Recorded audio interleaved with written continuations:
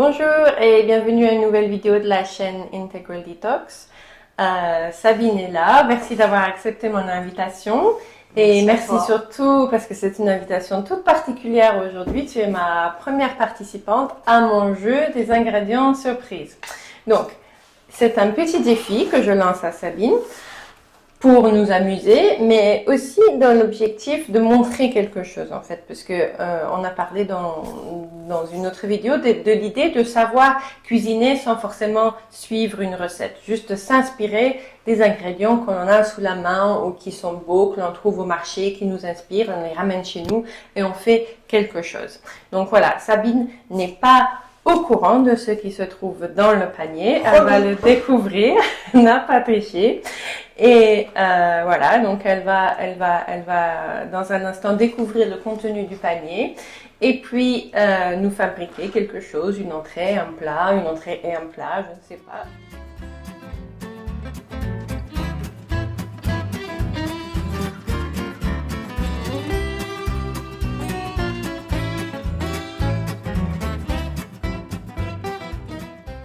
J'ai hâte. On y va? On y va.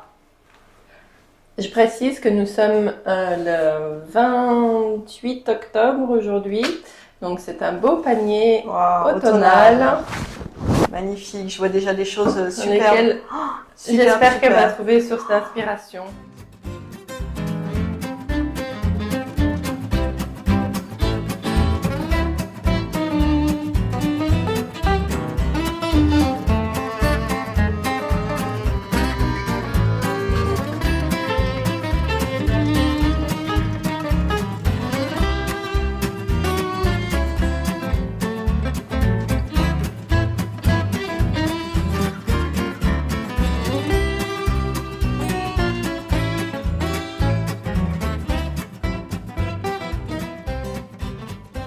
Alors, des idées? Eh bien, écoute, oui, beaucoup d'idées, peut-être un peu trop, faut que je fasse attention. Mais bah oui, on a de magnifiques produits. Donc l'idée, en tout cas, ça va être de composer peut-être une belle assiette complète. Oui. Voilà, on s'imagine, on a des copains qui viennent manger ce soir, il nous reste 2 heures, 2 heures et demie, mais c'est jouable. Voilà, on va faire 4 belles assiettes et puis on va faire ça de façon tranquille, pas forcément une entrée, un plat. On va se faire une belle assiette. J'adore l'association du cru et du cuit. Oui. Je crois que tu y tiens aussi beaucoup. Oui. C'est ce que tu préconises aussi dans l'alimentation, surtout quand on a des beaux légumes comme ça. Tout se mange cru là, sauf le potimarron. Commencer par la cuisson du potimarron. On va le cuire donc à la vapeur. Toujours en utilisant donc le vitaliseur de Marion. Oui. Tu nous en dis un petit peu un mot. Je sais que tu aimes ce type de... On va le montrer directement d'ailleurs. Parce que c'est un appareil que j'utilise quotidiennement presque, et toi aussi je pense. Oui, il est sorti dans ma cuisine. Oui. Donc c'est un appareil qui permet, c'est une sorte de casserole qui permet de donc cuire tout doucement à la vapeur. Et le gros avantage de ce cuit-vapeur par rapport à certains autres cuits-vapeur, c'est la forme du couvercle qui permet donc à l'eau de s'écouler sur le côté et non pas de retomber sur les légumes et de les délaver un peu comme s'ils étaient cuits à l'eau finalement, comme ça peut se passer quand on a un couvercle plat et que tout retombe sur les légumes, ce qui est vraiment, vraiment dommage. Il y a une sorte de petite gouttière autour du panier qui fait que l'eau puisse retomber directement dans la cuve en bas. Et la température ne va pas dépasser comme ça les 95 degrés. 95 degrés pour les Français. On est à Bruxelles. Voilà. Donc vitaliseur de Marion, c'est pas la seule utilisation. On peut aussi, il y a d'autres éléments qu'on peut rajouter pour faire de la soupe par exemple. Mais là aujourd'hui on va utiliser donc le panier à vapeur, donc avec des trous. Donc on va mettre en route donc le cuit-vapeur de façon à ce que l'eau commence à chauffer. Et puis donc la première chose, on travaillera donc lancera la cuisson du potimarron. Ensuite le magnifique chouquel, lui je vais le travailler cru. C'est ce qui surprend toujours. On a l'habitude plus souvent de le voir travailler cuit. Là, il est trop beau. Il est magnifique. On va le travailler cru. Alors la seule chose, c'est que le chouquel cru, il se laisse pas faire. Il y a beaucoup de légumes comme ça qui sont très bons, mais qui ne se laissent pas faire. Eh bien, on va l'attendrir, on va lui parler. Le potimarron, on garde la peau surtout. Oui, c'est super pratique. Parce que de toute façon, si tu veux l'éplucher, c'est extrêmement difficile oui, d'une part, et puis la peau apporte véritablement un goût. On ne va pas se priver des épluchures, par exemple des panais. Ça fera l'objet, je suis sûre que tu nous feras ça, et tu peux nous expliquer, parce que je sais que tu aimes aussi beaucoup faire des bouillons. Raconte-nous un peu comment tu procéderais avec ces... Oui, mais c'est toujours la question en fait, hein, que faire des épluchures, des déchets de la cuisine végétale, parce que c'est vraiment dommage de jeter ces parties des légumes qui sont très riches en nutriments et qui peuvent encore nous servir. Donc que ce soit les épluchures, la pulpe aussi de l'extracteur de jus, quand on fait des jus de légumes. On peut se servir de ces épluchures pour faire des bouillons donc très savoureux, donc qui vont nous servir de base pour faire nos soupes ou nos purées, et qui sont donc très très riches en minéraux. Ça peut aussi nous servir aussi si on fait une espèce de semi-jeûne avec juste du bouillon de légumes par exemple.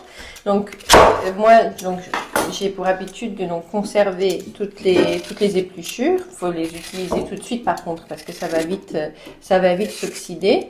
Mais donc quand je prépare quelque chose, je conserve les épluchures, et souvent je rajoute donc à mes épluchures donc un peu d'oignon, un peu de gingembre, un bon morceau d'algues kombu aussi. Donc là encore pour les minéraux.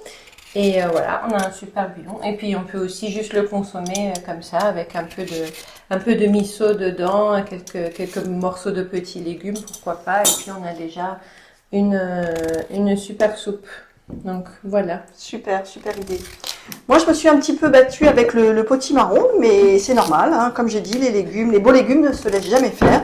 Mais au final, il va être très content. Voilà, on va lancer la cuisson. L'idée, c'est d'en faire des quarts. Enfin, pas des quarts, mais des gros morceaux dans l'assiette. C'est nos steaks de potimarron, en fait. Alors, t'en es où? Alors, on a lancé nos quartiers de potimarron à la vapeur. On a lancé la cuisson du riz aussi, finalement. Super. Je pense qu'on va l'utiliser parce que ça se fait tranquillement tout seul. Donc la cuisson du riz, un volume de riz pour 2 volumes d'eau. Et puis là, je m'attaque, c'est le terme vraiment, au chouquel, qui est juste magnifique. Donc l'idée du chouquel, on va le manger uniquement cru. Je pense qu'on ne va pas tout utiliser. L'idée, c'est d'enlever la côte centrale. Qui peut aller dans nos bouillons. Tout à fait, on le garde pour notre bouillon. Donc voilà. Donc, on enlève la côte centrale, on n'en fera rien, et on va faire de la dentelle. Donc le principe, on va venir émincer nos feuilles. Donc c'est de rouler les feuilles entre elles, comme ça. Hop. On fait des petits rouleaux avec... voilà, j'ai bien affûté mon couteau, et voilà, on se fait donc des choses très très fines comme ça, de façon à bien attendrir. Voilà. Hop. Et donc, on va faire tout notre chouquel comme ça, donc toujours en enlevant les côtes. Alors, on a terminé d'émincer notre chouquel, donc on a notre belle dentelle. Donc maintenant, on va préparer la sauce. Et cette sauce, je ne savais pas trop comment la préparer, et tu m'as sorti un vinaigre balsamique aux dattes que je ne connaissais pas. Tu peux nous en parler? Oui, j'aime beaucoup ce vinaigre, parce qu'en fait il y a très peu de vinaigre dedans justement. C'est principalement du jus de date, du mou de raisin, et le dernier ingrédient c'est le vinaigre de raisin. Donc ça permet d'avoir comme un vinaigre balsamique dans ces salades, mais avec beaucoup moins d'acidité. Donc voilà. Oui. Merveilleux. J'ai goûté, c'est très très bon, c'est vraiment subtil, et je suis convaincue qu'avec le chouquel ça va bien fonctionner. Je pense qu'ils vont bien s'entendre tous les deux, et toujours avec notre lait d'amande. Voilà, parce que moi l'idée c'était vraiment d'apporter de la douceur au chouquel, plus ça, cette note un tout petit peu sucrée. Je suis convaincue du mariage. Alors pour faire une sauce rapide, moi j'aime bien mettre tout ça dans un mixeur. Voilà. Ça émulsionne, je vais y ajouter de l'eau, ça permet aussi d'allonger vos sauces, de ne pas mettre trop de produits, d'avoir des choses relativement légères, c'est important aussi. Donc, et ben voilà, alors là on je fais vraiment fonctionner mon instinct. Et puis, on réajuste. Hein, chacun, il va un petit peu de la façon dont il va, qu'il aime ses dosages. C'est un peu à titre indicatif. Donc là, je vais mettre le lait d'amande que tu as préparé, Jessie. Oui, lait d'amande maison. Donc vous trouverez en dessous le lien de la vidéo qui montre comment faire donc du lait d'amande maison tout vivant. Donc celui-là, on l'a préparé ce matin avec des amandes qui ont trempé toute la nuit. Et c'est beaucoup plus nutritif et surtout beaucoup plus savoureux aussi que le lait végétal qu'on peut acheter en brique. En fait, il faut même l'avouer, Jessie, ça n'a rien à voir. Non, ça n'a rien à voir. Après, ça se garde pas longtemps. Donc, il faut vraiment l'utiliser, le faire et l'utiliser quasiment dans la journée, quoi. C'est le seul inconvénient. Mais sinon, c'est... Oui, au niveau goût, c'est... Ouais. Combien tu as mis de cuillères finalement, j'ai mis une dizaine de cuillères. On parlera après en termes de volume. On vous donnera les quantités exactes du mois. Mais de toute façon, je pense que je vais réajuster. J'ai épluché un petit bout de gingembre. Voilà, j'ajoute un petit peu de gingembre parce que du coup, ça va quand même aussi pepser. Le chouquel demande aussi quand même à ce qu'on lui fasse, qu'on lui tienne tête. Oui. Là, concernant notre vinaigre balsamico de date, je vais pas en mettre beaucoup. Tu connais mieux ce produit, mais je pense que c'est suffisant. Oui, c'est assez sucré. C'est avec du sirop de date, hein, donc il faut pas en mettre trop. Je pense que c'est largement suffisant. Et puis, je vais ajouter un petit peu d'eau tout de suite parce qu'on va un peu allonger notre sauce. C'est pas la peine de... Voilà. Et puis, on va la passer au blender, enfin au mixeur plus précisément.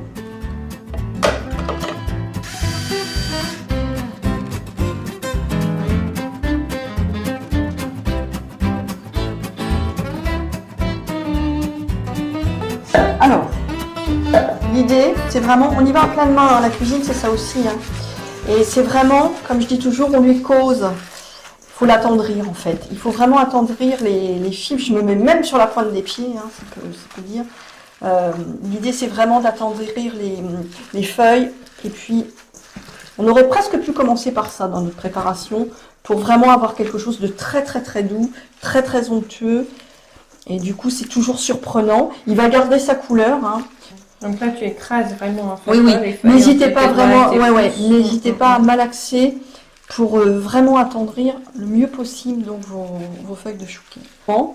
Et puis j'ai vu que Jessie nous avait sorti des graines de sésame noir, donc tout de suite, ça je sais que je l'utiliserai aussi, parce qu'on va avoir quelque chose de relativement croquant, mais qui va quand même avoir un petit peu de mou.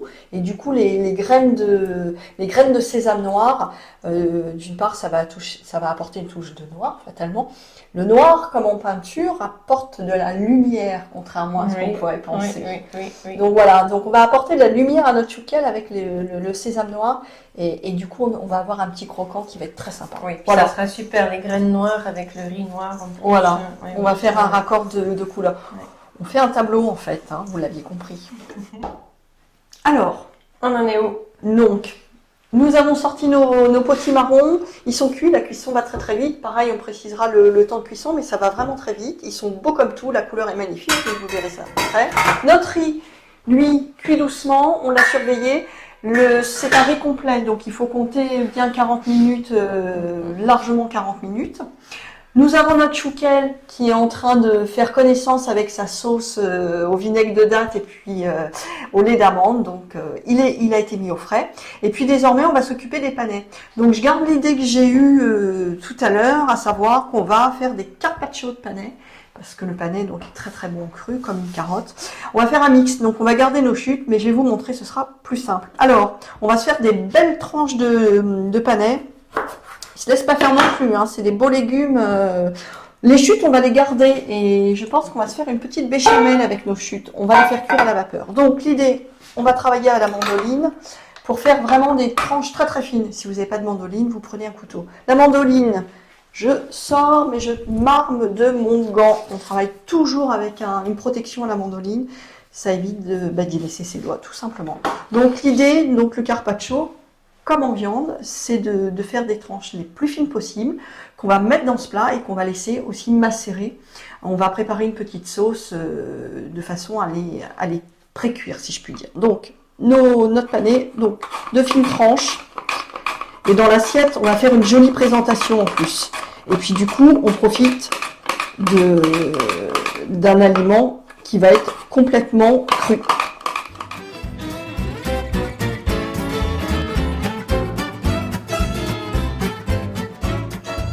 Ça, c'est une chose. On préparera notre sauce en second plan. Là, ce que je voudrais que nous lancions, c'est la cuisson des autres panais, cette fois-ci. Donc, on va les cuire à la vapeur et on va se faire une béchamel de panais à la vanille.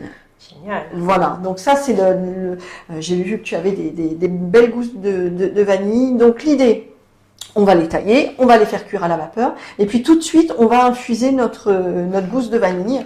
Donc, l'idée, toujours la gousse de vanille, donc c'est de récupérer tous les petits grains noirs. Donc, vous fendez votre gousse de vanille en deux, et puis avec le couteau, vous allez récupérer tous vos grains.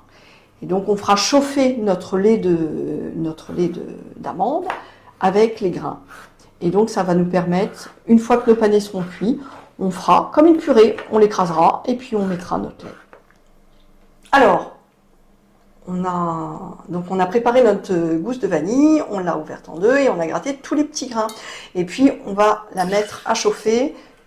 Mais en attendant de la mettre à chauffer, on va la laisser bien s'infuser. Et alors, on l'avait précisé dans une autre vidéo, mais il faut savoir que la vanille, pour qu'elle dégage vraiment au maximum sa saveur, il faut qu'elle chauffe vraiment. Oui. Pas très longtemps, mais il va falloir qu'on la chauffe de façon à ce qu'elle... vraiment. Et alors, vous verrez, la vanille, c'est quelque chose que j'ai remarqué, se marie vraiment beaucoup avec les légumes blancs. Oui. La vanille va très bien avec le blanc. Alors, celle qu'on avait fait avec le chou-fleur, ça se mariait très bien. Et là, vous verrez, avec le panais, ça marche très bien. Donc là, tu vas laisser infuser combien de temps? Le temps de la cuisson de notre panais. On va lancer également un quart d'heure environ à froid. Et puis, quand nos panais seront cuits, là, on fera chauffer uniquement à ce moment-là. C'est pas la peine de le faire avant. Et puis, de façon à ce qu'on fasse notre petite purée. En fait, on va faire purée béchamel. L'idée, c'est de faire quand même une béchamel. Je dis purée, mais c'est vraiment l'idée de faire une béchamel pour marier avec notre potimarron. D'accord. Et donc, tu vas les chauffer combien de temps? On va laisser chauffer 5 minutes, 5 petites minutes, mais on a le nez dessus, puis on surveillera pour que ça ne boue pas en tout cas. Ça chauffe bien, mais ça ne boue pas. Alors, je vais vous montrer, on va quand même commencer à faire mariner parce que finalement on a bientôt terminé. Il restera nos champignons à travailler et nos pignons, mais malgré tout ça va aller vite. Les copains ne sont pas encore arrivés, mais on va être dans les temps. On va préparer la sauce pour notre carpaccio de panais. Donc l'idée c'est que c'est quand même un peu le temps de cuire. Donc j'ai déjà pressé le jus d'un citron et puis on va mélanger, on va monter un petit peu notre sauce. Là je le fais à la main, je prends une fourchette et un peu comme si on montait une mayonnaise. On a choisi une huile, c'est un mélange de 4 huiles. Alors oui. Explique-moi parce que je sais que tu aimes beaucoup ce mélange. Oui, j'aime. Il y en a plusieurs qu'on peut acheter, mais celui-ci est bien. En fait, c'est très intéressant de varier les huiles que l'on va mettre sur nos crudités pour avoir un bon équilibre oméga 6, oméga 3. Et donc celle-ci est très agréable à utiliser. C'est juste 4 huiles différentes. Donc il ne faut pas les chauffer, mais pour faire des sauces pour les salades, c'est génial et c'est très pratique à utiliser. Voilà. Sans avoir besoin de faire les mélanges soi-même. Et moi, j'ai souhaité l'utiliser quand j'ai fait un petit peu l'inventaire des huiles de Jessie. C'est parce que il y a également de l'huile de pépins de courge. Et voilà. Et donc là, on est complètement dans le ton aussi des courges. Voilà. Donc c'est aussi pour cette raison que moi j'ai voulu l'utiliser. Voilà. C'est une superbe huile. Donc voilà. Pour notre carpaccio, donc on va monter ça. Alors les doses, ben ça, c'est un peu comme vous le sentez. Mais là, du nez, je pense par rapport à un jus de citron, c'est 4 cuillères à soupe, peut-être 3 bonnes cuillères à soupe d'huile, de cette huile.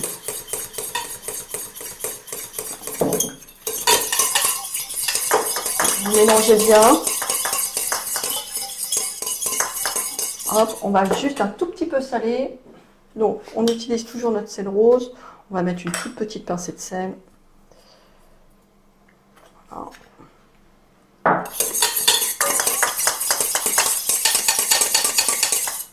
Voilà, notre sauce est prête.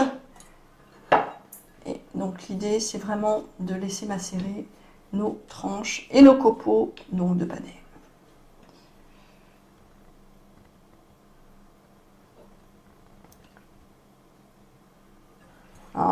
L'idée c'est vraiment de bien répartir. J'ai pris un plat à tarte, mais bon, l'idée c'est de prendre un récipient un petit peu creux. De façon bien. On n'hésite pas à les retourner de façon à ce que toutes les tranches soient bien imprégnées. Ça a une jolie couleur, une couleur orangée. L'odeur, rien que l'odeur là déjà, on sent et le panais et puis l'huile de courge. Alors, au niveau de notre cresson, il est beau comme tout. Il est tellement beau que j'ai vraiment pas envie qu'on le travaille énormément. Les feuilles sont sublimes dans l'assiette, ça va être très beau. Donc ce que je propose, c'est de garder de très belles feuilles. Pas simplement pour l'aspect visuel, mais parce que gustativement, ça va être juste merveilleux.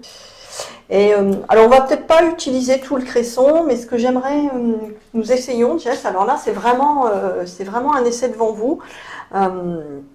C'est que j'aimerais qu'on utilise ton extracteur de jus, et que nous fassions un jus un jus de cresson.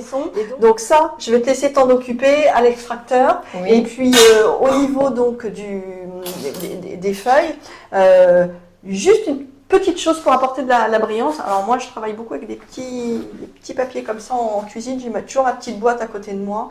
Et puis on n'a pas besoin de pinceau. Alors là, j'ai envie d'utiliser, c'est pareil, j'ai vu cette huile, c'est de l'huile de sésame grillée. Alors ça, moi, j'utilise beaucoup. Je crois que toi aussi. Oui, ça donne une saveur toastée qui est vraiment intéressante. Ouais. C'est vrai que j'ai un petit faible pour cette huile, elle permet de... Voilà. Et donc là, on va faire briller, tout simplement, on va faire briller nos feuilles. Et puis, forcément, en leur apportant un goût certain, de toute façon. Avec cette... déjà, rien que là, vous sentez, hein, je suis sûre chez vous que vous sentez cette huile, c'est une merveilleuse huile. Voilà, les feuilles de cresson brillent, elles n'ont plus qu'à être posées délicatement sur nos assiettes, mais on n'en est pas encore là. Il nous reste des petites choses à faire. Allez, on continue.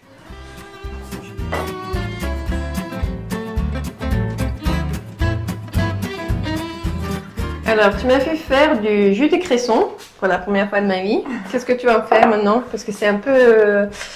Alors déjà, je crois qu'il faut vraiment qu'on voit la couleur du jus de cresson. Le vert, il est juste magnifique. Oui. Alors en revanche, au goût, on a goûté. C'est un petit peu âpre, forcément. Oui. Hein, le goût du cresson est tellement concentré que c'est un peu âpre et pas forcément très agréable. Là, c'est beaucoup plus beau visuellement que de goût. Donc, quand on fait des jus verts pour boire, c'est souvent avec un peu de carottes ou de pommes dedans. C'est très doux. Là, c'est vraiment du jus vert pur. Alors, ce que je te propose, eh bien, on va l'adoucir en y ajoutant un filet d'huile d'olive. Alors, on va faire ça très progressivement. Et puis, on va goûter. Et puis voilà, donc c'est pareil, hein, ça vous montre aussi qu'en cuisine, j'ai pas de recette, on n'a pas les quantités établies, alors on vous les donnera après quand on aura trouvé nos dosages, mais on le fait vraiment en direct, si je peux dire. Et voilà, l'idée c'est de trouver ce qui va être le plus doux possible.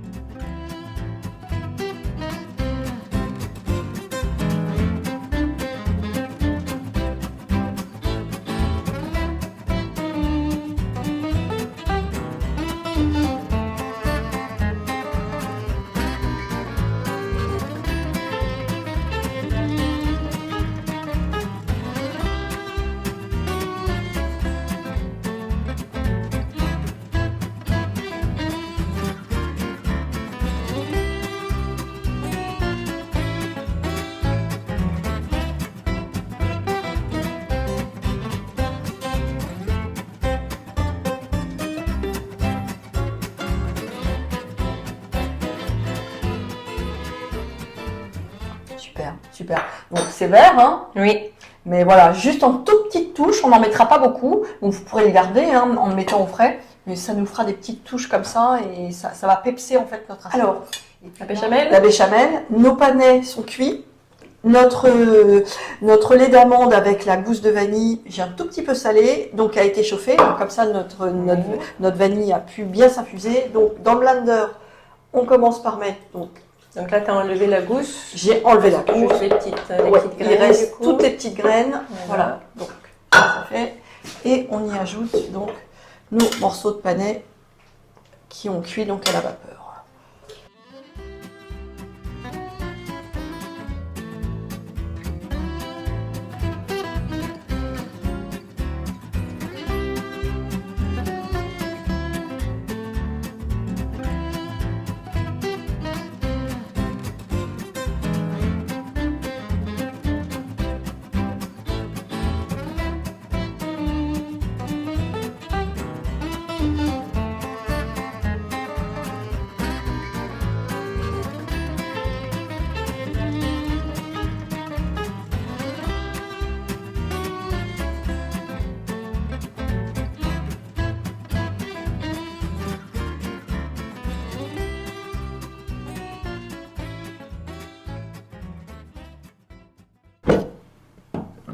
Trop beau.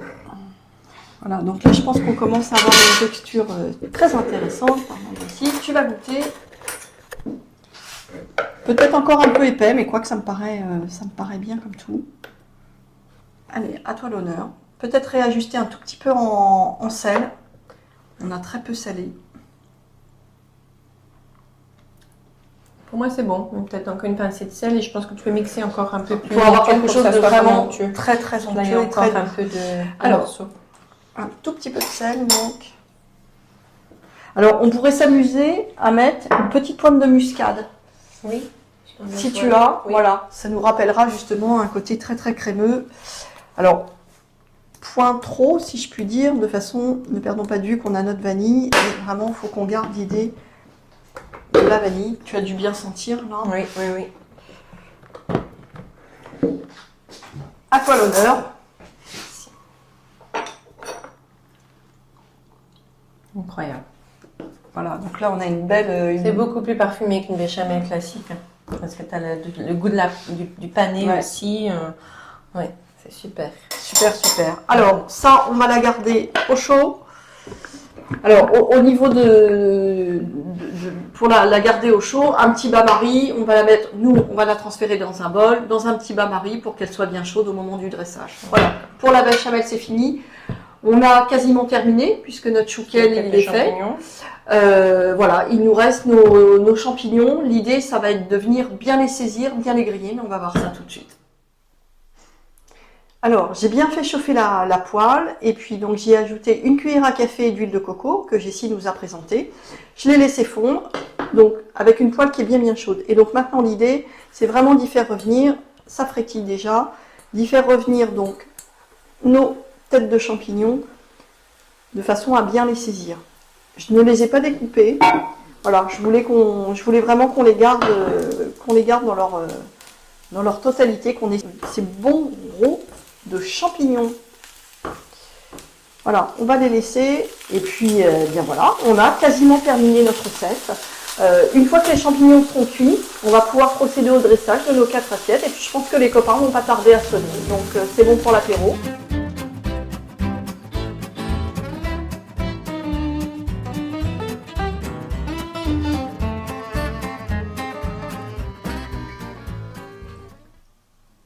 Voilà Jessie, eh ben, écoute, je crois que tous les ingrédients y sont.